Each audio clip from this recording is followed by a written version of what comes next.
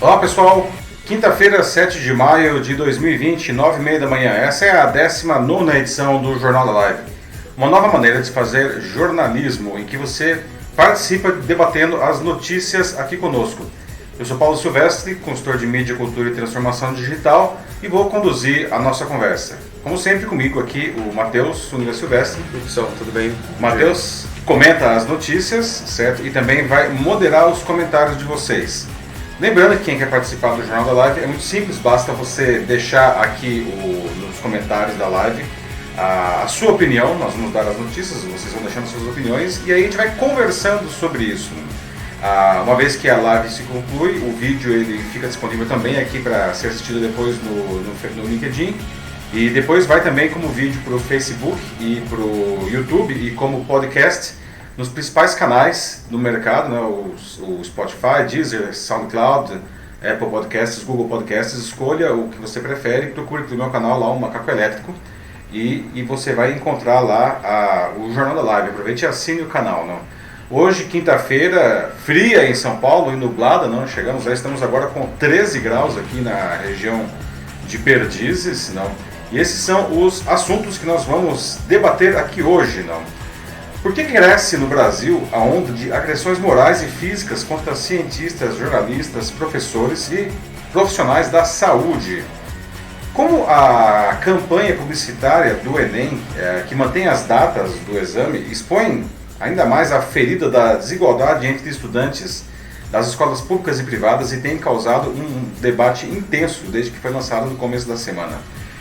Qual a explicação para que as fake news, as infames notícias falsas, façam tanto sucesso? E por que elas representam um sério risco para toda a sociedade? Não? E como a gente pode trabalhar juntos para minimizar esse problema? E finalmente, de que forma a super live do DJ Alok, que aconteceu nesse sábado agora, não, esquentou um debate sobre as regras de convívio em grupo em tempos de distanciamento social. Muito bem, pessoal, então esta é a 19ª edição do Jornal da Live que está começando agora. Não? E a gente já começa a edição de hoje com um tema que tem mobilizado a opinião pública já há várias semanas, não?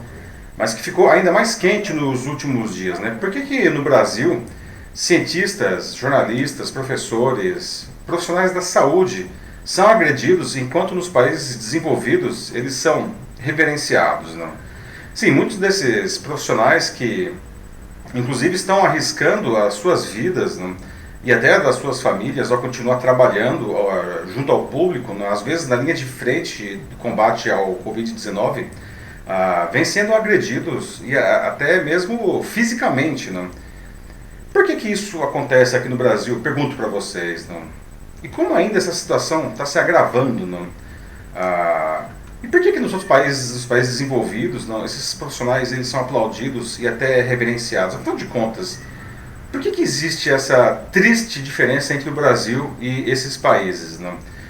Parece loucura, né? Mas em plenas curvas fortemente ascendentes de contágio e de mortes pelo novo coronavírus, profissionais de saúde vêm sendo agredidos em diversas cidades do Brasil. Né? Os argumentos dos agressores são variados, mas todos eles totalmente inaceitáveis. Né? Um dos mais comuns é que esses profissionais seriam responsáveis por, veja só, disseminar o Covid-19 entre a população. Justamente eles que arriscam mais as próprias vidas para salvar as de outras pessoas. Não? Dezenas deles, de diversas especialidades, já morreram no desempenho de suas funções aqui no Brasil. Não? Muitas vezes, inclusive, por não terem condições mínimas de se protegerem. Nem por isso eles deixam de prestar atendimento à população. Esses profissionais eles vêm sendo hostilizados por onde passam, até mesmo no transporte público. Isso tem feito que, olha só que loucura, muitos troquem de roupa para não se vestirem mais de branco no trajeto de casa ao trabalho, né? Porque vários já foram agredidos por desconhecidos nesse caminho, né? Agredidos de novo, inclusive fisicamente. Né? Mas há outros argumentos, ainda mais estapafúrdios, como dizer que os profissionais de saúde estão destruindo o país e a economia quando pedem que as pessoas, por exemplo, cuidem da própria saúde e fiquem em casa. Né? Foi o que aconteceu na sexta passada, quando um grupo de 60 enfermeiros fazia um protesto silencioso na Praça dos Três Poderes, em Brasília, E eles pediam melhores condições para continuar realizando seu trabalho e que a população colaborasse no combate ao Covid-19 ficando em casa, além de homenagear os colegas não, que já morreram, não, 55 enfermeiros no caso. Os profissionais eles foram alvos de 2 homens e uma mulher vestidos com camisas verde e amarelas carregando bandeiras do Brasil. Né? Eles empurraram os enfermeiros e os insultaram com palavras como medíocres, fedidos, covardes, analfabetos funcionais. Né? As três pessoas foram identificadas e vão ser processadas. Né? Outros profissionais que vêm sendo cada vez mais perseguidos e agredidos, mesmo quando estão ajudando na cobertura do combate à pandemia, são os jornalistas. Né? Essa é uma categoria que tradicionalmente incomoda qualquer governo. Né? Quanto melhor o seu trabalho de fiscalizar o poder político e econômico, maiores as agressões. Né? E o Brasil cai ano após ano no ranking de liberdade de imprensa internacional, porque os jornalistas são, por aqui, eles são cada vez mais processados, ameaçados e até mesmo assassinados em todo o Brasil. Né? A situação começou a se agravar, não é de hoje, não, já há 17 anos, mas tem se tornado insustentável desde que o Jair Bolsonaro, que historicamente combate a imprensa, assumiu a presidência da República. Né? Os constantes insultos do presidente aos profissionais têm incentivado agressões de setores da sociedade contra a imprensa. No domingo, inclusive, uma equipe do Estadão, aí vocês estão vendo, foi agredida com socos e chutes pelas costas enquanto cobria uma manifestação em frente ao Palácio do Planalto. Né? Bolsonaro disse que não podia, inclusive, fazer nada para controlar os manifestantes, né? Mas 2 dias depois, quando saiu do Palácio da Alvorada, o presidente disse aos berros repetidamente que os jornalistas deveriam calar a boca. Né? Por outro lado, ontem, o Papa Francisco pediu orações para os jornalistas na sua missa diária, lá na residência oficial transmitida pela internet. Né? O líder da Igreja Católica pediu que, abre aspas, que o Senhor os ajude, os jornalistas, não, nesse trabalho de transmissão da verdade, fecha aspas. No início de abril, Francisco já tinha agradecido à imprensa por ajudar a suportar a pandemia que infectou mais de 3 milhões e 800 mil pessoas e matou mais de 265 mil em todo o mundo, segundo números oficiais. Não vale lembrar que os jornalistas também já morreram aqui, inclusive no Brasil, né, no exercício da profissão, cobrindo a pandemia. Bom, o problema se repete com outros profissionais que buscam a verdade nesse mar de desinformação, né? Como, por exemplo, professores e cientistas. Né? Cientistas que estão tão importantes agora, por exemplo, na busca de uma vacina e de remédios. Né?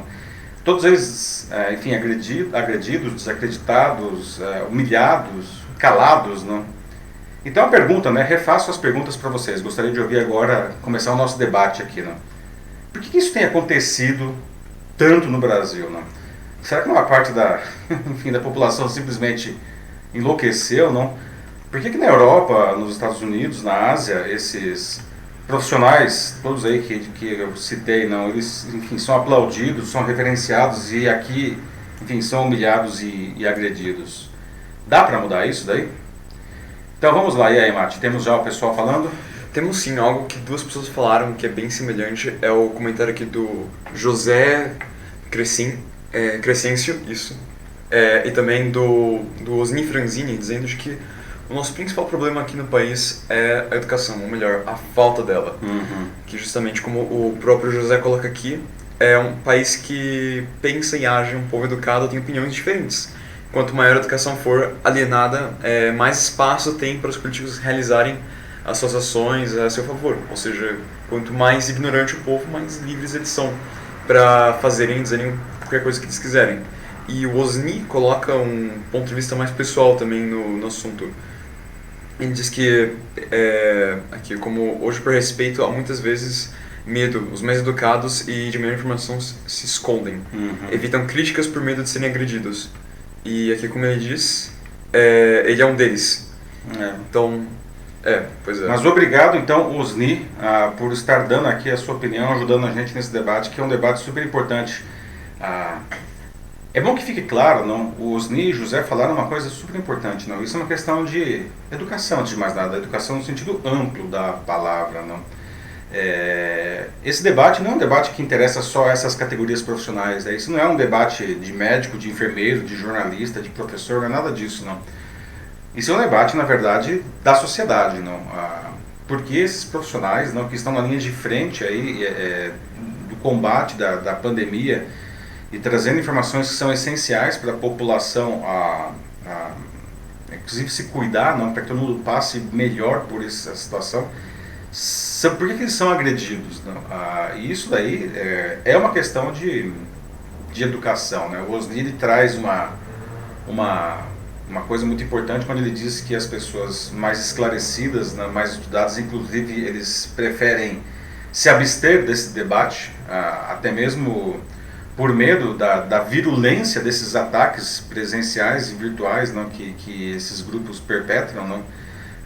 E é uma pena, não, porque a maioria da população não concorda com essas agressões, muito pelo contrário, não, eles condenam essas agressões, mas ao ficar quietos, não, essa minoria, que é uma minoria barulhenta, não, faz parecer com que esse é o status quo, não, os fatos. Aliás, nós vamos discutir daqui a pouco justamente a questão das fake news, que está muito ligada a isso daí, né? Sim, e o Osni acabou de complementar um pouco que o comentário dele, dizendo que ele teve sim, aproximadamente uns 5 anos atrás, um caso em que ele quase foi agredido, em que ele estava na rua, parece, e ele foi chamar a atenção de um cidadão que deixou os 3 filhos dele jogarem lixo assim pela janela do carro. Uhum. Então ele foi lá falar com o cara, né, sobre o que ele tinha feito, sobre isso ser errado, e a resposta do sujeito foi: e você pensa que é quem? O prefeito da cidade? E, nossa, é uma coisa tão simples, né, que deveria ser senso comum, de que é algo incorreto, não? Jogar lixo na rua. Pois é, não é o prefeito da cidade de Osni, mas ele está correto ao pedir que o cidadão não ajude, inclusive, a educar os seus filhos, não, que isso é uma coisa ruim. Todo começo de ano a gente reclama aí das enchentes, né, e a gente vê, inclusive, enfim, as cidades debaixo d'água, e aí a culpa é sempre de São Pedro, né?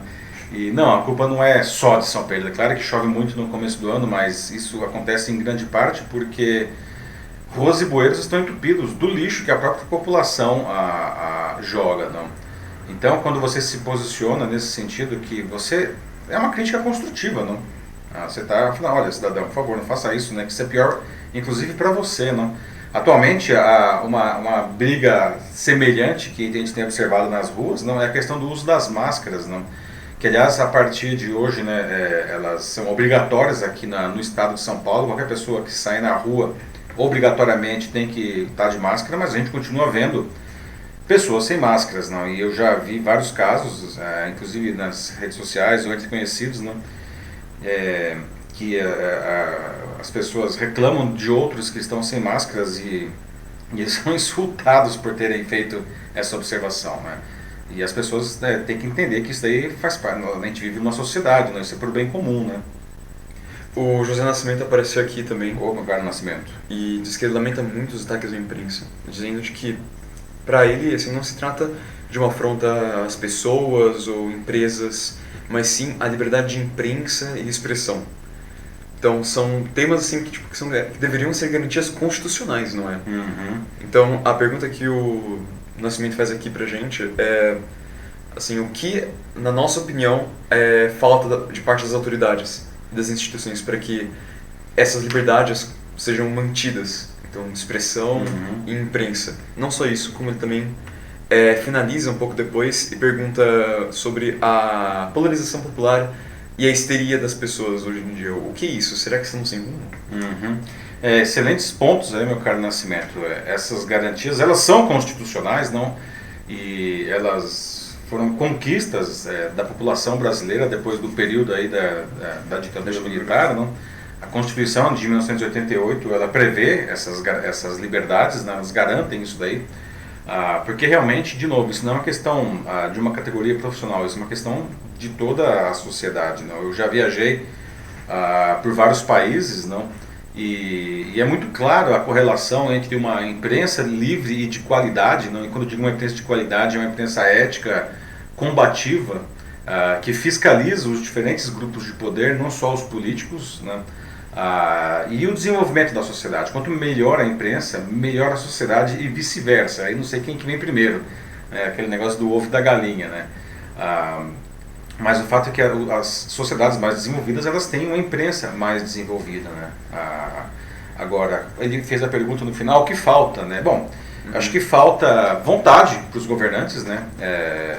Mesmo porque para eles, todo governo, tá? Independente da sua matiz ideológica, não tem essa de direita ou esquerda, todo governo gostaria de ter uma imprensa dócil, não? Domesticada, que não o criticasse, não. Porque dessa maneira ele pode fazer o que ele bem entender, né? O que impede um governo ou um grupo econômico, um grupo ideológico, qualquer grupo de poder, na verdade, de praticar desmandos, na verdade tem o poder judiciário, mas principalmente quem faz isso é uma imprensa de qualidade, né? Então, os governos, eles não fazem a menor força para que isso seja garantido, né? Isso é uma coisa que a própria imprensa e a sociedade como um todo precisa exigir dos governos, porque isso daí é uma coisa necessária para a sociedade. E o que é interessante é que, apesar de um governo que nem uma imprensa dócil, não importa se o governo é de esquerda ou de direita, eles querem sim uma imprensa que sempre seja chapa branca e que seja a favor deles. No entanto, eu acho que a polarização acentua ainda mais isso. Sim. Porque é um momento em que realmente ou você é de um lado ou você é do outro lado. E sempre das pontas ainda por cima, né? Sempre dos dois extremos. Ou seja, que é completamente o contrário assim, do que a imprensa tem que fazer. A imprensa sempre tem que ser aqueles que estão, bom, por definição, no meio do muro, assim, pelo menos profissionalmente. Claro que ouvir, não é ficar em cima do muro, mas estar justamente prestando atenção a todos os dois lados. Né? Exatamente. Né? Uma boa imprensa presta atenção aos dois lados e diz o que precisa ser dito tanto de um lado quanto do outro. Né? A polarização significa... são duas unanimidades. A unanimidade de um lado, não? E a unanimidade do outro. Né? Sim. E o jornalista, assim como todo mundo, ele também tem que ter sua própria opinião. Porque é natural, o veículo também tem sua própria opinião política. O problema é que na polarização as pessoas de todos os lados, qualquer pessoa, não importa qual seja a ideologia, todo mundo basicamente tapa as orelhas e grita, e começa a gritar. Lá, e não quer saber de mais nada. O Nelson Rodrigues fala, frase célebre do Nelson Rodrigues, toda unanimidade é burra, não? Mesmo quando a gente tenha duas unanimidades. Não? Sim. Como tudo na vida, não? Não existe esse maniqueísmo, né? Ou você está comigo ou você está contra mim, ou é preto ou é branco. Na verdade, existem aí infinitos tons de cinza, muito além dos 50 tons de cinza entre o preto e o branco. Piada infame. Mas a verdade é que a verdade está nesses tons de cinza. Não? A verdade não está nem no preto e nem no branco, não. Mas porque em muitos casos a verdade ela acaba sendo uma combinação de pontos de vista. É por isso que é tão importante a gente, não só os jornalistas, né, todos nós como cidadãos, né, como seres pensantes, a gente precisa ser capaz de transitar entre esses diversos tons de cinza, né, porque é aí que existe a verdade. Né? A Adriana do Amaral apareceu aqui e, na opinião dela, essas agressões aos jornalistas são oficialmente articuladas. Então, enquanto já no caso dos profissionais de saúde, as agressões que eles sofrem, eles são mais vítimas da própria ignorância e do egoísmo humano mesmo, que do brasileiro. A Adriana colocou um ponto que é fato, né? Como eu disse, todo governo gostaria de ter uma imprensa dócil, mas infelizmente de uns tempos para cá, o ataque à imprensa se transformou em política de Estado no Brasil, né? E isso é terrível, não? Inclusive alinhado já com o que a gente vai falar daqui a pouco das fake news, não? Porque parte da população compra essa ideia, não, de que a imprensa ela precisa ser silenciada ou destruída, não? Porque ela seria contra o país, não? E isso daí é uma escola, não? Que se você puxar, não, pelo fio histórico, não, esse negócio ele vem da Alemanha nazista, não? Quem criou esse conceito de que a imprensa precisa ser dominada para você fazer o que você quiser foi o Goebbels, não, que era o ministro da propaganda do Hitler, nos anos 30, antes da Segunda Guerra Mundial ainda, que para que o Hitler pudesse fazer tudo o que ele queria fazer depois, uma das primeiras coisas foi silenciar a imprensa, não. E já até debatemos aqui no Jornal da Live, nas pílulas de cultura digital, não, que essa ideia ela foi reformada pelo Hugo Chávez, não, quando estava vivo ainda lá na Venezuela. ele destruiu a imprensa da Venezuela para que ele pudesse, enfim, ocupar aí essa posição de ditador que agora o sucessor dele, Nicolás Maduro, ocupa, não? Mas para ver que realmente isso não é uma coisa de direita e de esquerda, o Trump, que não tem nada a ver com o Chávez, evidentemente, não? Ele faz a mesma coisa, não? A diferença é que a contribuição do Trump foi colocar as redes sociais para trabalhar a seu favor e dessa maneira manipular a população. Mas justamente isso é o tema, que é o terceiro tema nosso hoje aqui, que são as fake news, né? A Lúcia Marlin Souza apareceu aqui e disse que ela trabalhou na Caixa por 28 anos. E como trabalhava quando ela trabalhava de um jeito assim como os outros não esperavam dela, como enfim, não queriam que ela fizesse do jeito dela, ela já passou por muitos sufocos, parece, e sempre incomodava as pessoas.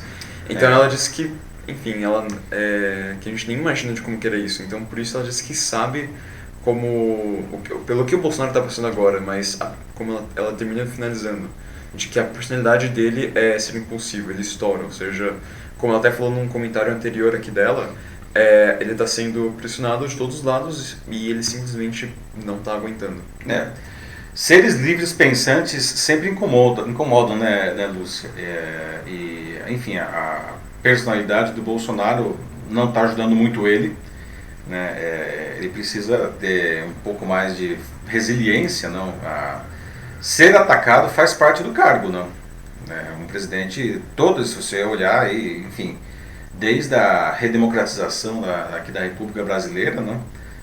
Todos os presidentes foram atacados, né? Ou pela própria oposição, né?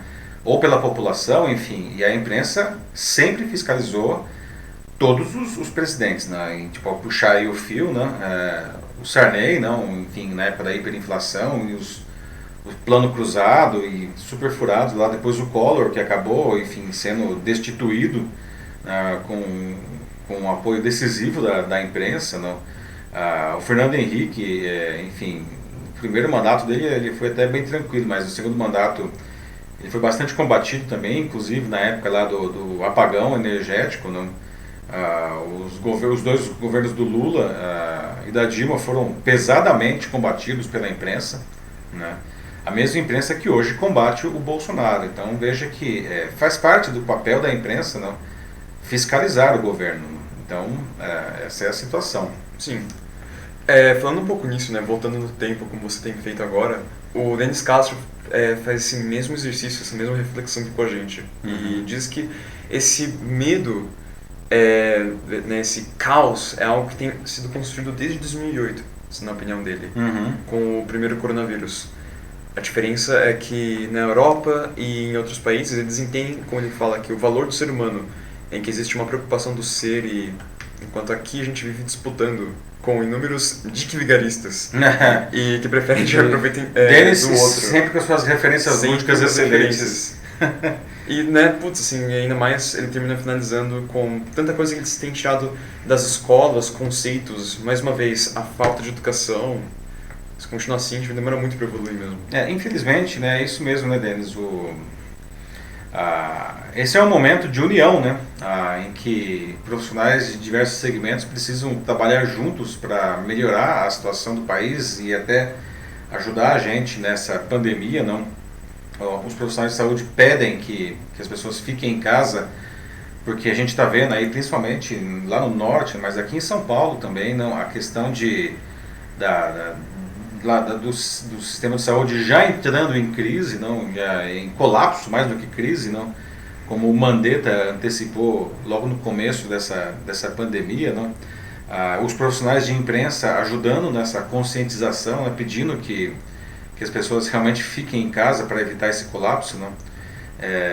E aqui no Brasil o que a gente vê na verdade é um completo uma completa desunião, né? E parte da população desacreditando esses profissionais, né? E ao passo que, enfim, na Europa, não, a população está muito mais unida, não, e já entendeu o que precisa ser feito, né? A Luciane Coelho aqui trouxe uma cena chocante agora.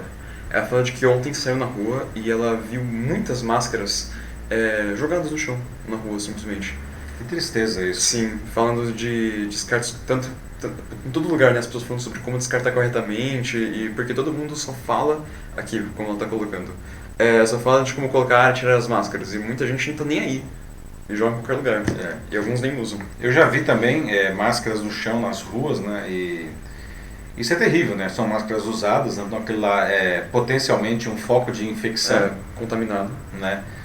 Então, mas enfim, a gente está falando tanto de jogar lixo na rua aí, que o Osni, eu acho que falou, não, o prefeito Osni?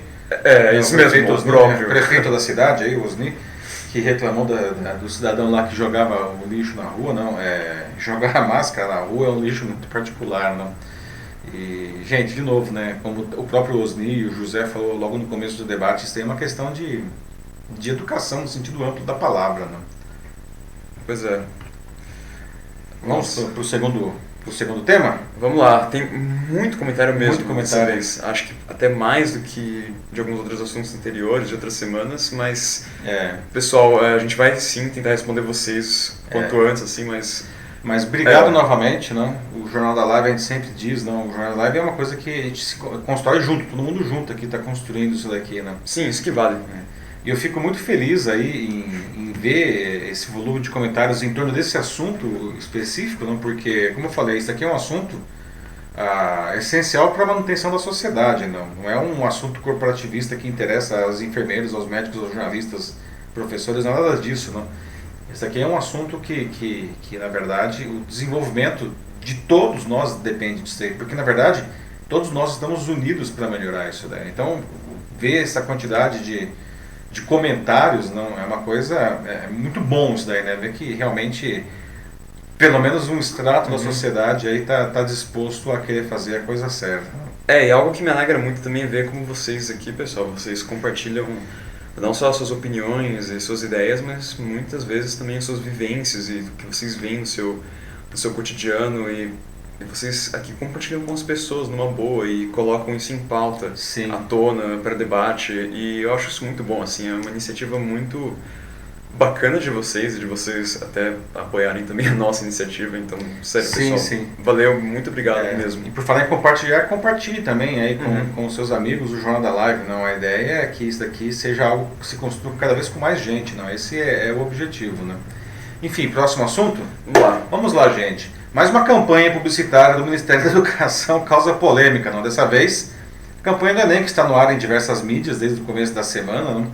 A peça ela explica que as datas do exame, não, tanto das inscrições, que começam, aliás, nessa segunda, agora vão até o dia 22 de maio, quanto do exame em si, que vai ser no dia 8 e no dia 1 e no dia 8 de novembro, elas estão mantidas, não, mesmo com as escolas fechadas pela pandemia do Covid-19. Então, eu já queria perguntar para vocês, não, especialmente para quem tem filhos terminando o ensino médio nesse momento, não, o que vocês acham? Não? O Enem e os vestibulares também, não só o Enem, eles devem acontecer normalmente nas datas previstas originalmente, não? O distanciamento social ele está atrapalhando o aprendizado dos alunos, não? Aí a gente tem aqui uma cena já da campanha atual do Enem, não, são 4 adolescentes, atores, não? O que causou muita gritaria e até indignação foi o tom das falas dos adolescentes no comercial, não? Os 4 eles enfileiram frases do tipo: a vida não pode parar, que aliás é o que está sendo dita nesse momento aí dessa tela, não?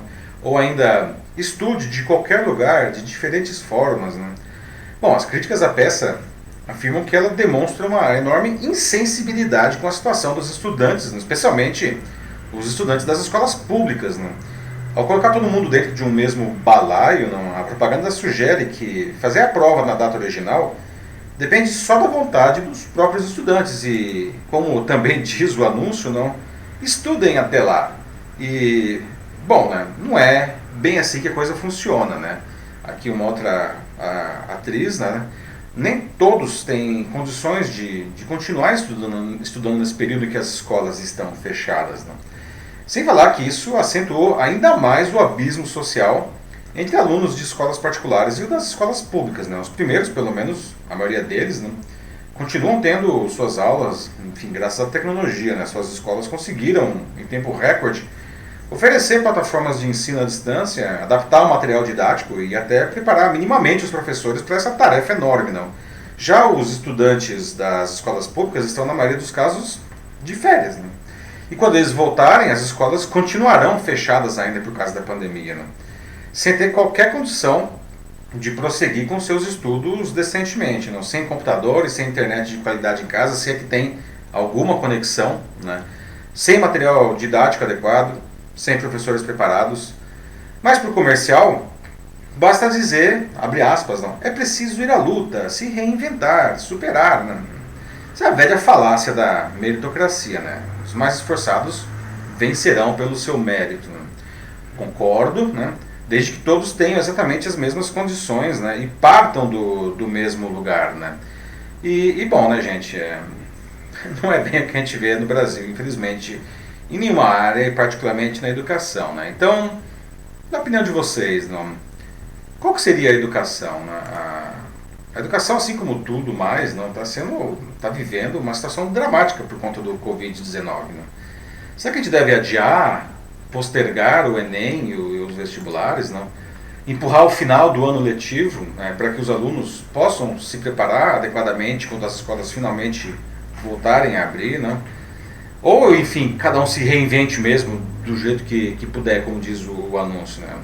O que vocês acham? O José Nascimento já escreveu aqui, vou ler aqui porque ele acabou de colocar.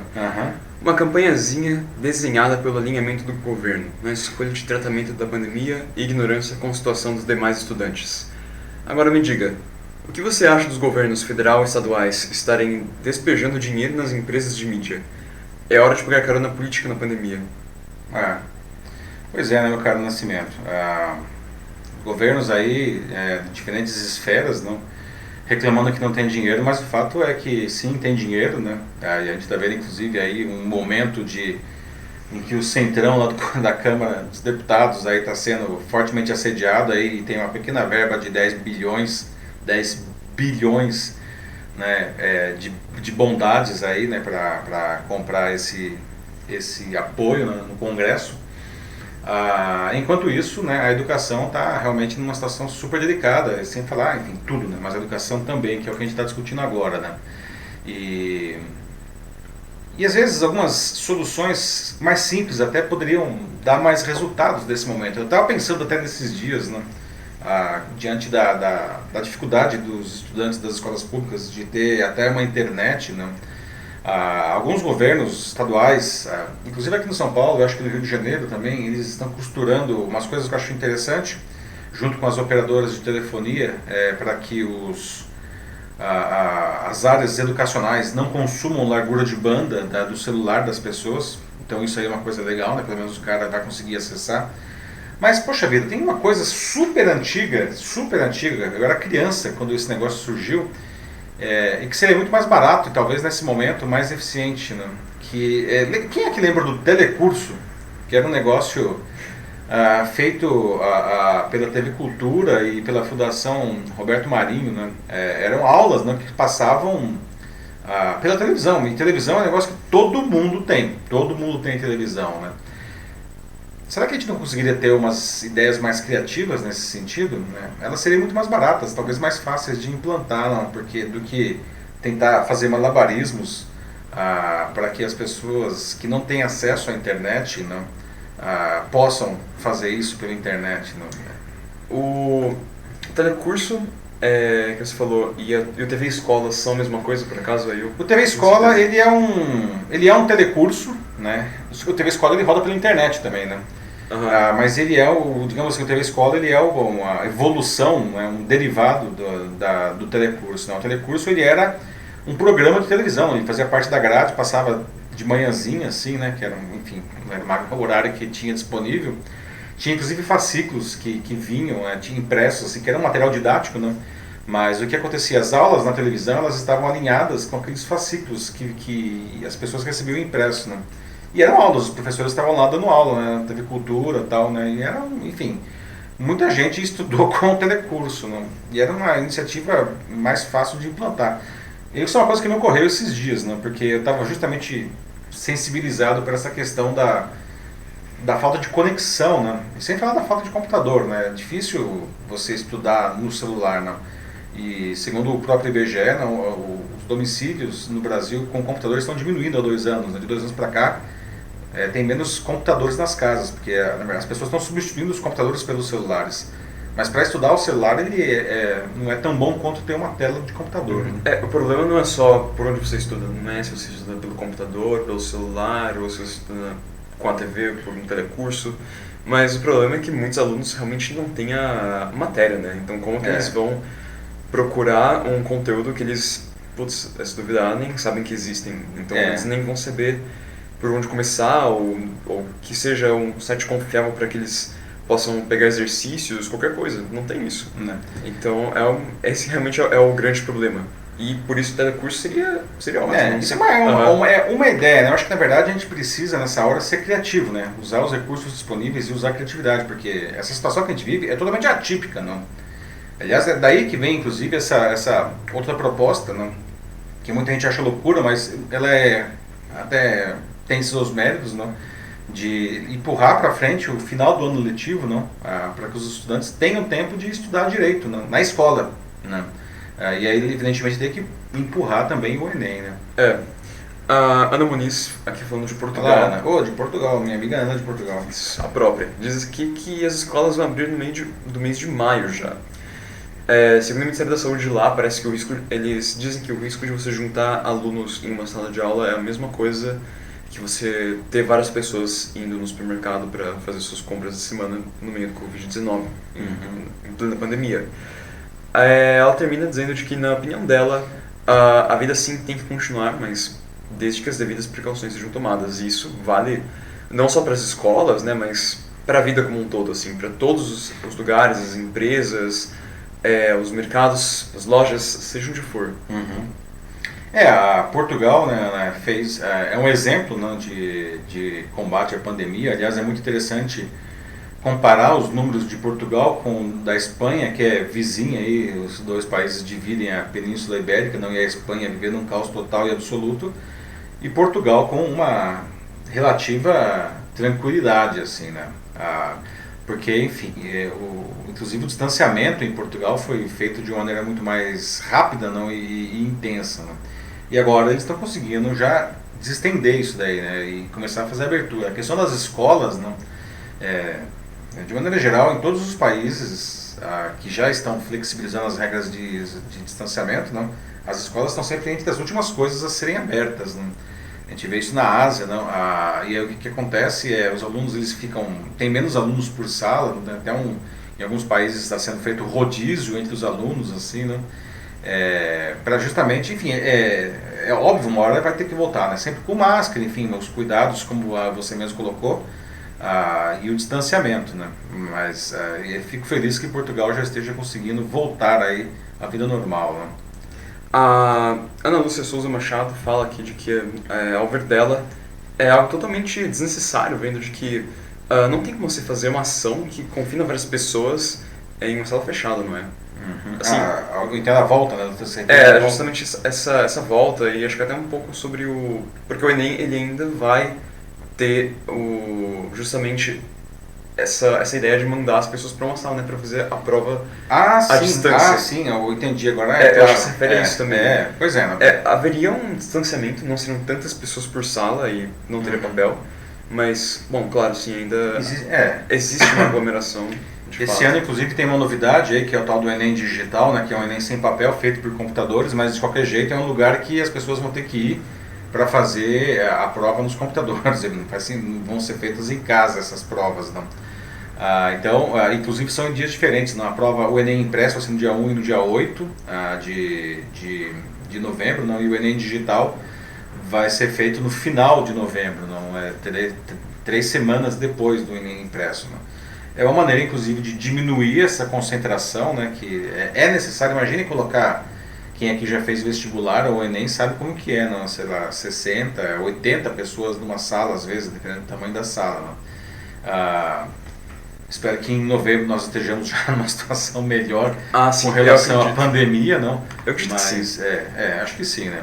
Mas mesmo assim é uma coisa a se pensar, né? Como lidar com isso daí, não?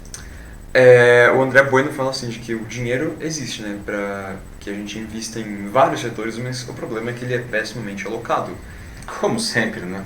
E os responsáveis por isso, né, assim, quem cuida do dinheiro e decide para onde ele vai é justamente a classe política. Uhum. E eles, enfim, eles atendem os interesses deles e não os interesses nacionais.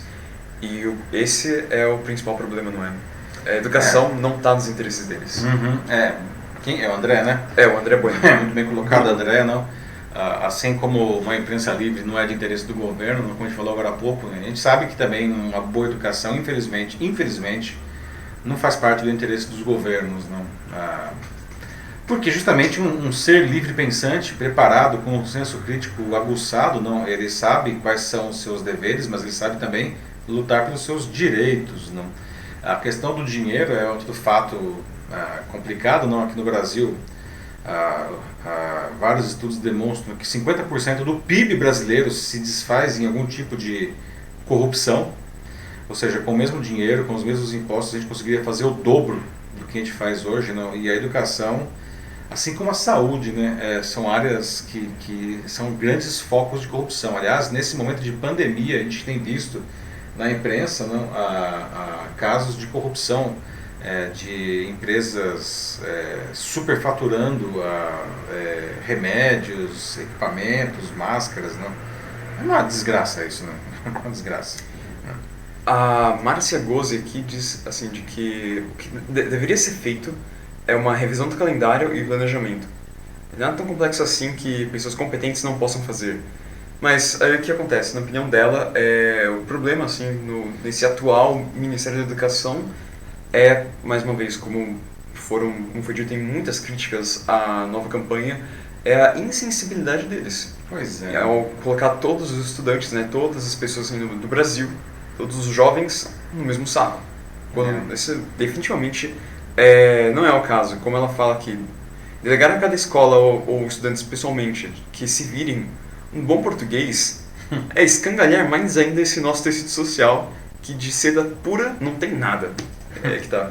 Nada mesmo, né? Quem é que é? Foi a Márcia Gozzi. Márcia, pois é, Márcia. Certíssima a sua opinião, né? E infelizmente, não, a campanha é muito insensível, né? Terrivelmente insensível. E, aliás, eu acho que essa insensibilidade foi mais alvo de críticas da população do que a própria manutenção das datas do exame, não. Porque, obviamente, é aí que a distância, o abismo social que já existe entre os diferentes grupos sociais fica escandalosamente ampliado nessa situação, né? Nessas horas aí tem inclusive discussões de novo das cotas, tal, não? Mas essa discussão é uma cortina de fumaça, não? Essa discussão das cotas diante desse cenário que a gente está vivendo aqui, né? Sim. Vamos para o próximo assunto? Antes, só mais um. Queria ler um último comentário que foi do Denis aqui. Que ele Olá, Denis, falou vamos lá. Vários agora, comentários bem interessantes, mas um que eu queria ressaltar aqui é que ele estava sugerindo aqui algo nos comentários para o chat aqui, do pessoal, todo mundo se juntar para montarem cursos numa plataforma para ajudar as crianças e quem sabe até a Netflix e a Amazon agreguem se conseguir a atenção necessária. Acho que seria incrível, né? Excelente dica, né, Denis? Aliás, existe uma iniciativa internacional que surgiu mais ou menos assim, que é a Khan Education, Khan, K-H-A-N, né? Está disponível no YouTube, não? Foi iniciativa de um estudante do MIT, que no começo ele começou a fazer aulas de matemática para o sobrinho dele, para ajudar o sobrinho, não? E vários amigos se juntaram aí depois, não? E esse negócio foi crescendo, e hoje você tem aulas da Khan Education gratuitamente no YouTube, em praticamente todos os idiomas, de todas as disciplinas, não, nos diferentes níveis, não? Então, veja como que iniciativas como essas realmente podem trazer um enorme benefício social, não? A gente precisa querer fazer esse tipo de coisa, né? Excelente sugestão aí, Denis. Né? É um caminho difícil, mas todas as ideias têm um começo, então assim, uma excelente iniciativa.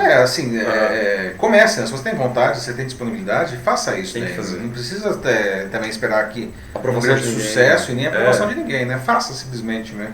Sim. Bom, nosso próximo assunto a gente vai falar de fake news, não? Grande parte dos problemas que a gente está falando aqui nessa edição, não, elas estão associadas às fake news, às infames notícias falsas, né, que geram esse mar de desinformação, né? Mas afinal de contas, né, o que são as fake news, né? Por que elas fazem tanto sucesso? Né? Quais são os assuntos que aparecem mais nas fake news, né? Eu queria saber de vocês, né? Vocês já foram vítimas de fake news, né?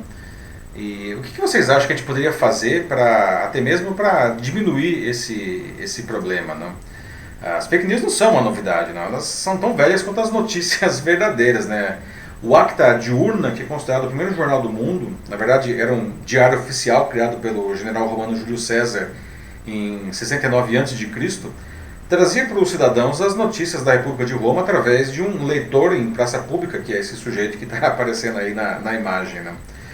Só que essas notícias eram fortemente distorcidas de acordo com os interesses do governante, né? De uns anos para cá, graças aos algoritmos das redes sociais, os grupos do poder aprenderam a usar esse recurso para que as suas versões dos fatos ficassem ainda mais críveis, né? Que as pessoas acreditassem mais nisso daí, né?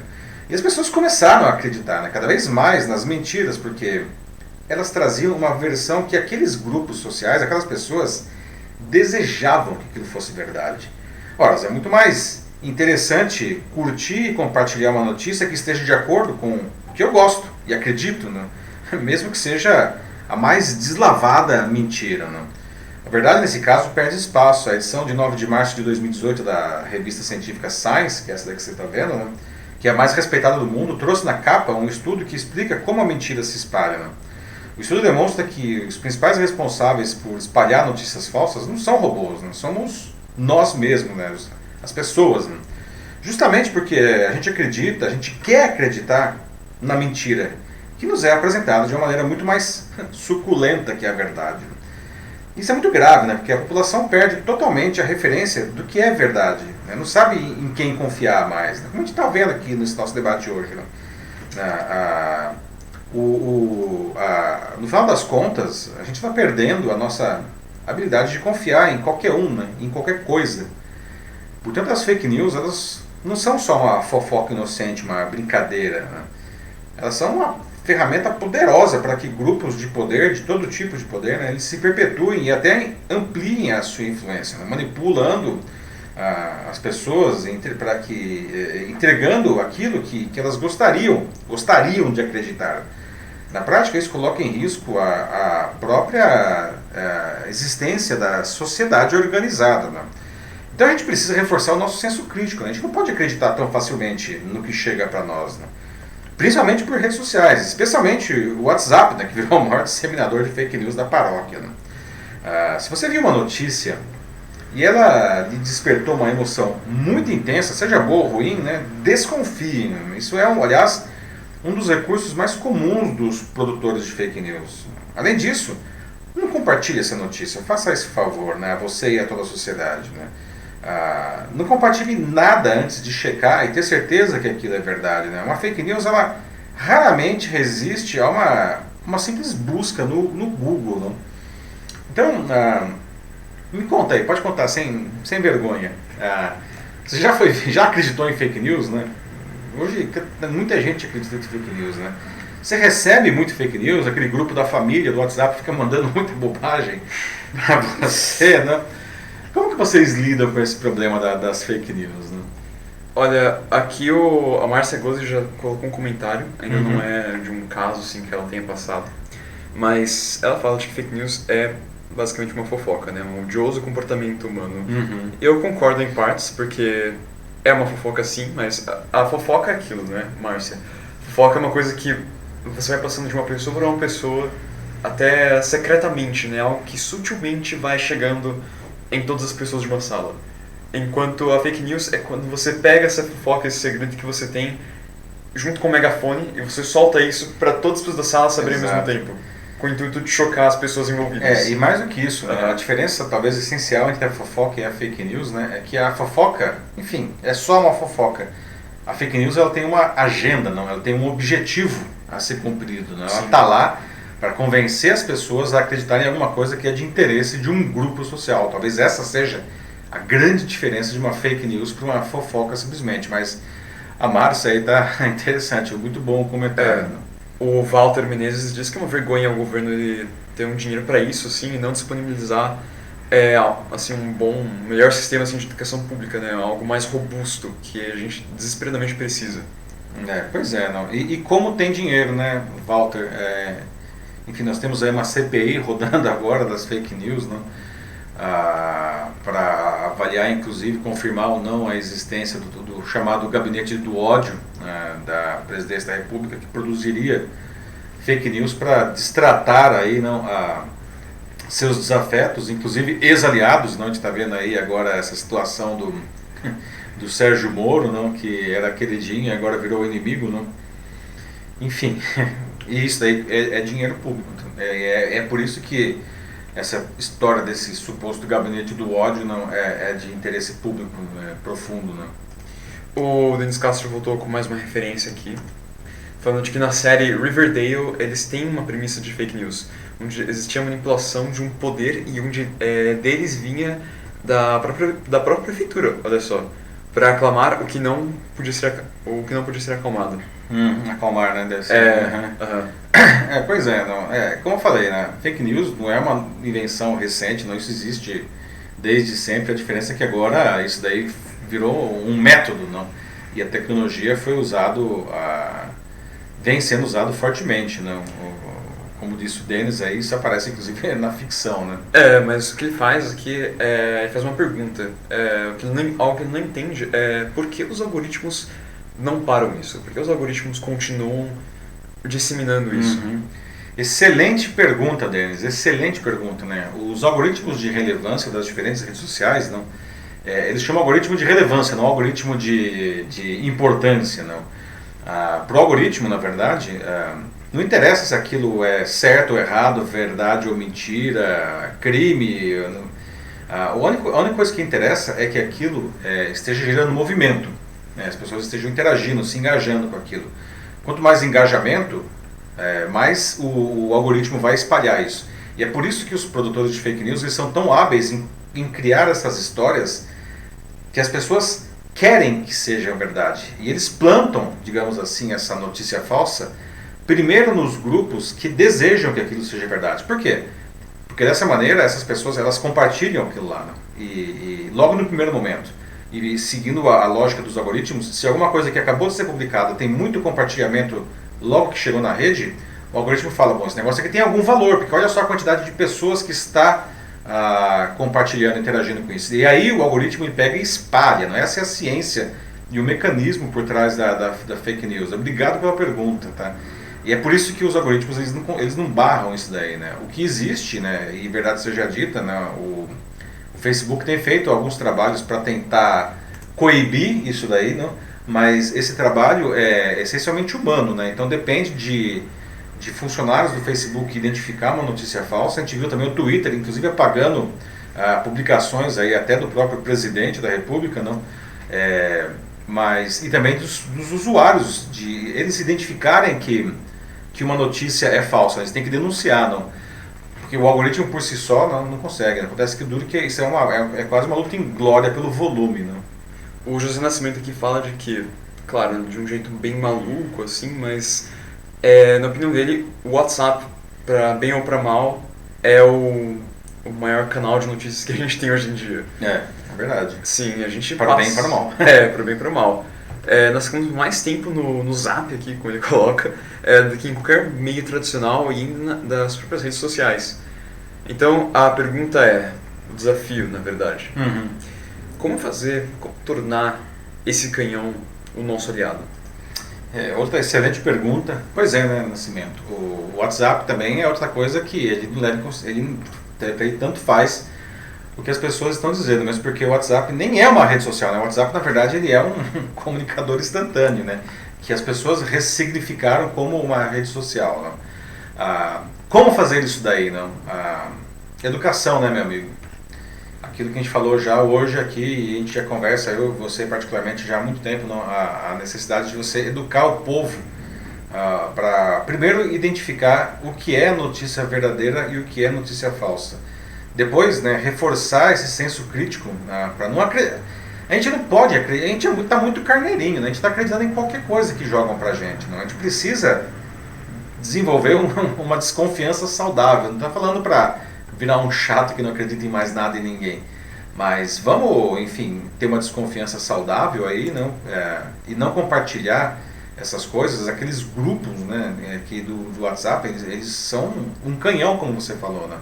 E a gente precisa tomar muito cuidado aí, né? É uma questão de educação. A Ana Muniz falou de uma fake news que ela já acreditou, que é sobre, que era a respeito do CEO do grupo Jerônimo Martins, que, segundo ela, é um dos maiores distribuidores de supermercados lá na Polônia. Uhum. Mas era uma coisa tão fantástica e tão exagerada, assim, que ela chegou a pensar, não, que era impossível, não tinha como ser verdade e perante a realidade. Uhum. Claro, assim, e realmente parece que era falso a notícia que ela viu, mas a princípio ela tinha sido pega distraída mesmo e quase acreditou. Isso acontece, não?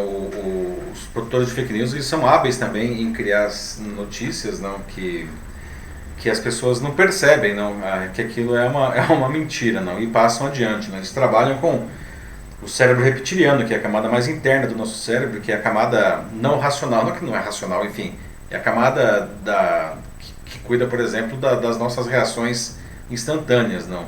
Que é a parte de autopreservação, inclusive. Eles não trabalham com o neocórtex, que é a parte justamente da tomada de decisão, porque se as pessoas pensarem um pouco mais, elas vão perceber que aquilo lá é mentira e elas não vão espalhar, não? Então o negócio é feito para que as pessoas reajam instintivamente antes de pensar. A Rebeca de Freitas, ela coloca uma observação interessante aqui, e importante também. Uhum. Ela leva o holofote, a atenção aos mais velhos, aos idosos, que ponto. são geralmente aqueles que mais caem nessas fake news, que acreditam em qualquer coisa que mandem para eles, e não só acreditam como repassam isso, né? Porque eles se preocupam com uma notícia trágica ou desastrosa, e o que eles fazem? Eles passam isso para as famílias, assim, porque eles acreditam que estão ajudando, estão fazendo um serviço, e aí é que tá, ela termina falando de que cabe a nós, né, os mais jovens, a ir atrás disso e orientar os nossos idosos. Né? Isso é verdade, Rebeca. Tem vários estudos que comprovam que realmente os que mais disseminam as notícias falsas são as pessoas da terceira idade, não? E o motivo é muito simples, não? Eles acreditam mais facilmente. Principalmente aquelas notícias que são construídas, travestidas como se fosse de um veículo de comunicação, aquele veículo que o sujeito sempre acreditou a vida inteira, ele vê lá a marca do veículo associada a uma notícia, ele não questiona que aquilo lá pode ter sido uma montagem. Ele acredita que é e passa adiante, não? Então, você fala uma coisa muito verdadeira, não? Cabe a nós, não? Inclusive, orientar o pessoal, não? Vamos mais e partir para o último assunto, que nós estamos já em cima da hora? A Ana Lúcia Garcia coloca aqui de que ainda é fofoca de uma forma negativa, né? Poucos divulgam fofocas positivas, como por exemplo o número de pessoas curadas do Covid-19, isso seria uma excelente fofoca. Pois né? É um bom ponto, né? Mas a fofoca negativa é tão mais suculenta, não? E que tem a ver com a própria fake news, né? As pessoas compartilham aquilo que é mais suculento para elas, né? Que é um negócio meio mórbido, sórdido isso daí, né? As pessoas gostam de desastre, gostam de uma gostam e elas compartilham aí, né? Pessoal, último assunto, né? Para encerrar aqui, nós vamos fazer uma super live do DJ Alok, que aconteceu nesse sábado, né? E agitou o Brasil, né? Quem assistiu aqui o Alok no sábado? Né? Assistiram aonde? Né? Vocês gostaram? Né? Agora eu queria fazer uma pergunta para vocês. Imagine que você fosse o vizinho do andar de baixo do Alok, né? Será que você teria gostado tanto assim do negócio, né? Bom, o Alok deu esse super show no sábado, foi transmitido pelos canais da Globo, além de um monte de plataformas de streaming e até plataformas de games, que aliás foi uma bela inovação nessa era de lives, né, que atrai milhões de pessoas para assistir as apresentações ao vivo dos seus artistas preferidos, né, e foi muito legal mesmo, né, na casa dele com efeito laser, fogos de artifício no edifício onde ele mora, não, aqui no Brooklyn, em São Paulo, um negócio sensacional, super produção. Só que o show dele trouxe uma discussão muito interessante, né? Nesses tempos de distanciamento social, em que o espaço residencial se transformou também em um espaço de trabalho, quais são as novas regras de convivência em grupo, né? Eu estava vendo uma entrevista com o síndico do condomínio onde o Alok mora, né? Ele disse que ficou tenso até as 2 da manhã, né? Achando que a qualquer momento ia chegar na porta dele a polícia, algum oficial de justiça acabando com tudo aquilo, né? Ou sei lá, então formasse uma aglomeração de fãs na rua O próprio Alok depois disse que agora a paz dele vai acabar, porque as pessoas, todo mundo descobriu onde ele mora, né? E olha que os advogados dele fizeram todo o acordo prévio com o condomínio para viabilizar essa super live, né? Mesmo assim, alguns vizinhos protestaram fortemente, né? Afinal, era uma balada no apartamento que entrou madrugada dentro, com projeção de laser no prédio, fogos de artifício, né? Mas enfim, no final, deu tudo certo, né? Mas trazendo isso agora para a nossa realidade ligeiramente mais modesta, né? As nossas casas, os nossos condomínios, eles se tornaram verdadeiros coworkings nesse momento, né? Enquanto moradores, enfim, estão brincando e gritando em apenas pulmões para extravasar a tensão do distanciamento social, o vizinho do lado pode estar, enfim, numa reunião de trabalho, dando uma aula, estudando, fazendo tarefas que pedem concentração, né? E aí eu pergunto então novamente para vocês, né? Como é que fica tudo isso, né? Como que os vizinhos devem equacionar essa nova realidade de convivência social? A gente tem algumas pessoas aqui comentando. A Adriana disse que adoraria ser a vizinha. Quem mais? Tudo bem, Adriano. Acho que não só você. Muita gente queria ser a tal da vizinha incomodada do Alok, né? A Ana Lúcia Souza Machado disse que assistiu com o filho. E a Maria ser a vizinha também. A Marcela Gomes também curtiu. E aí depois a gente tem a Daisy Duarte dos Santos, que diz que detestou a falta de respeito com tanto barulho e luzes. Na opinião dela, foi sem noção. Assim, teve muito descaso assim, com os vizinhos e, enfim, barulho realmente. Assim. Pois é, né? Mas é justamente essa. Como aí que a gente resolve nessa? Como que a gente resolve? Ok, tudo bem, o Alok é um caso super peculiar, né? Não é muito comum você ter um DJ desse naipe como seu vizinho, né? Sim. Mas e coisas mais simples do cotidiano, né? Agora, enfim, o lugar realmente... A casa virou trabalho, né? Pra todo mundo, ou pra muita gente, pelo menos. Eu concordo com o pessoal, assim, até porque eu gostei do show também, pessoalmente, então... mas eu entendo de que, claro, no campo de trabalho de um DJ, né? Ainda mais, pensa, o cara trabalhando em casa não é a mesma coisa como você ser um trabalhador de escritório em casa, que você só fica no seu computador, você faz seu trabalho e pronto. O DJ, o trabalho dele que as pessoas escutam, o trabalho dele é a balada, ou seja, a natureza da profissão dele é de que ele tem que entrar no espaço das outras pessoas, né? Ele tem que interagir com as pessoas mesmo. Duro que agora o espaço é a casa das pessoas. E nem todo mundo curte nem muito todo essa mundo ideia, curte, aí né? é que tá. Os caras não gostam nem da música. E o show foi até umas duas né? Foi em toda pela madrugada, realmente. Né? O Walter Menezes apareceu aqui falando de que, a mãe dele mora no interior e é inocente, sem discernimento nesse sentido, pois ela nem consegue fazer esse filtro. Tipo, desculpa, é que eu me confundi aqui, ele tá falando do assunto das fake news. Ah, tá, ok. Mas de novo, é bom ajudar mesmo, Walter. É bom mesmo, assim, você vê com sua mãe, sempre acompanha as notícias com ela, orienta. O que mais? O Luciano Santos disse que não assistiu, mas vamos lá, né? Temos que ter empatia com o outro, vamos olhar com o olhar do outro. Isso foi o que ele disse, tá? Não fui eu. Não, tá certo. Tá certo. Eu quero saber justamente o que vocês acham. Agora, inclusive, nesse fim de semana, né, no Dia das Mães, temos uma live bem mais tranquila, né? Live do rei Roberto Carlos, né, em homenagem às mães, inclusive, aí, né? Roberto Carlos abre a sua casa, né? Semana passada foi a Ivete Sangalo, que, aliás, causou furor, né? Ao fazer a live da cozinha dela de pijama. Foi bem diferente mesmo. Foi bem diferente, não teve uma audiência até maior que o Alok, né? Ela de pijama com o marido lavando louça e cozinhando atrás, né? E o filho dela brincando ali, né? Essa live do Roberto Carlos, minha mãe, que deve estar por aqui nos comentários, também não gostou da ideia. Ai. Mais alguma aí, Márcio? O Otávio Souza diz que nós temos que respeitar os limites das pessoas. Certas coisas então não deveriam ser feitas. Quem mais? O Hermógenes Filho diz de que, lamentavelmente, nós somos muito ignorantes e isso vem se agravando de uma forma... Peraí.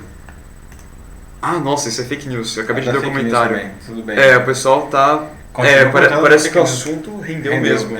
Obrigado pelos comentários novamente. O Denis Castro aqui agora, ele assistiu, disse que pegou no final o show. Ele estava terminando uma série da Netflix.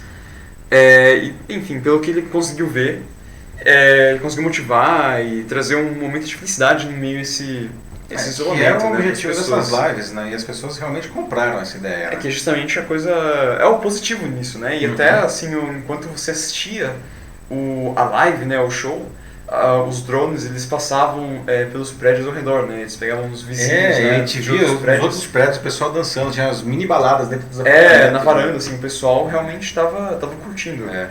Eu acho que a grande questão aí, né, esse é um cenário totalmente atípico, não? E é um exercício de resiliência, de um lado, tolerância, né, também, e de bom senso do outro, né? Ok, de novo, falando, né, o Alok aí é uma questão hiper particular, né, tanto que teve até os advogados entrando na jogada antes da live para evitar problemas, mas mesmo assim alguns vizinhos se incomodaram profundamente, né? Mas é uma coisa super atípica, né? Eu acho que nesse momento em que está todo mundo trabalhando e morando juntos, né, no mesmo lugar, eu acho que o que a gente precisa realmente é exercitar a empatia, né? Inclusive com os nossos vizinhos. Seja você quem está trabalhando / estudando, seja você quem simplesmente está querendo curtir a vida do jeito que você quiser aí no distanciamento social, né? Mas esse é o grande debate que a gente precisa levantar aí, né?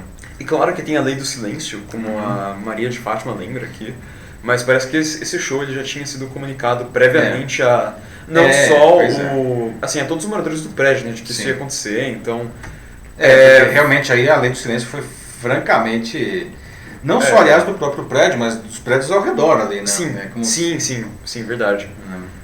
Mas é claro, bom, já que foi um combinado, então aqui ela também falou, não tem nenhum problema, assim, já que isso foi previamente comunicado. Agora, se isso tivesse sido realizado como surpresa, pessoal, vou fazer a minha live aqui agora. Imagina, você tá lá querendo dormir e começa a estourar um monte de fogos em cima do seu prédio, um monte de lasers entrando, os drones voando pela sua janela. Aí a polícia ia baixar mesmo, né? Vamos encerrar, Mate. Olha, já passamos aqui do nosso tempo. O debate de novo excelente, surpreendendo aí positivamente. Fico muito feliz de ver. Pessoal, obrigado novamente por participar aqui desse debate, né? O Jornal da Live é feito com isso daí, não? Já passamos aí agora 10h37 aqui em São Paulo, né? E vamos encerrar por aqui a nossa edição. Então, agradeço pela participação novamente de vocês, pela presença, né? Na semana que vem, na quinta-feira de manhã, às 9h30 da manhã, estamos de volta com a 20ª edição do Jornal da Live. Vocês já podem sugerir pautas desde agora aqui nos comentários, tá? Agradeço novamente o Matheus, não, pela sua inestimável participação com os comentários e também moderando os comentários de todo mundo. Não, imagino, sempre é muito bom ver o que vocês mandam aqui, pessoal. É um prazer estar aqui. Maravilha, então é isso, pessoal. Semana que vem estamos de volta. Bom fim de semana e fiquem bem. Um grande abraço. Tchau, tchau. Tchau, gente. Se cuidem e tenham um bom dia, uma boa semana.